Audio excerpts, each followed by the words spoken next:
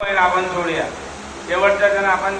मी धावतं घेऊया काय शेवटच्या चरणात तुकोबर आहे काय म्हणतात शेवटचं चरण महत्वाचं दुसरं चरण जसं महत्वाचं असतं ध्रुवपद आपण ज्यांना म्हणतो जे ध्रुव बाळासारखं आढळपद असतं त्या अभंगाचं तसंच चौथं चरण जे असतं किंवा शेवटचं चरण असतं ज्या ठिकाणी संत आपल्या नावाचा उल्लेख करतात की तुका म्हणे नामा म्हणे त्या चरणामध्ये त्या सर्व अभंगाचा सार असतो की त्यांना जो सांगायचा तो उपदेश असतो मग या ठिकाणी चौथ्या चरणात तुकोबर आहे काय म्हणतात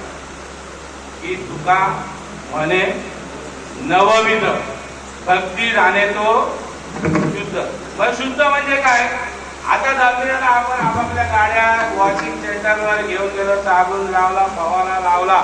त्याला शुद्ध केलं तसं केलं तर आपण शुद्ध का जायफळ साबण हमाम साबण आता दिवाळीला उष्ण लावणार आणि त्याच्यानंतर पुन्हा मी शुद्ध झालं ती शुद्धी खरी शुद्धी आहे का तर नाही तुकोबारायांच्या लेखी ती शुद्धी नाही मग तुकोबारायांच्या लेखी खरं शुद्ध कोणाला म्हणावं तर जो नवविधा भक्ती जाणतो तो भक्तीचे आपण मगातून अनेक प्रकार बघितले परंतु शास्त्राने सांगितलेली नवविधा भक्ती मग नवविधा भक्ती कोणती अर्चनम श्रवणम कीर्तनम विष्णू स्मरणम पादसेवनम अर्चनम वंदनम सख्य दास्य आणि आत्मनिवेदन विठ्ठल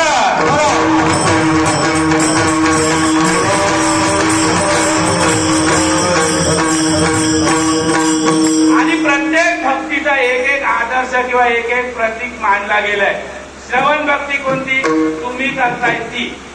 श्रवण करणं म्हणजे ऐकणं तुम्ही ऐकताय आणि नवविधा भक्तीमध्ये एक नंबर सर्वात वरच्या टप्प्याला ज्या भक्तीला ठेवलंय